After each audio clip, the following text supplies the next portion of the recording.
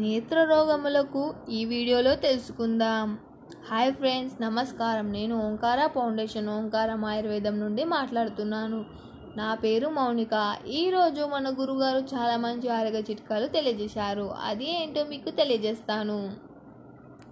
నేత్ర రోగములకు తుమ్మ చెట్టు బెరడు ఎండించి దంచి చూర్ణం చేసి 40 గ్రాములు తీసుకొని అందులో 10 గ్రాములు నీలి చెట్టు ఆకుల చూర్ణాన్ని కలిపి ఆవు పాలుతో ఒక రోజంతా భవనం చేసి అట్టి ముద్దను పెసరగింజంత మాత్రలు చేసుకొని ఆరబెట్టుకొని ఆవు పాలుతో చిక్కగా రంగరించి ప్రతిరోజు ఉదయం సాయంత్రం కండ్లకు కాటుకలాగా పెట్టుకుంటే కండ్ల కలక, కండ్లల్లో నీరు కారుట, కంటి శుక్లములు తగ్గిపోవునని మన గురుగారు తెలియజేశారు.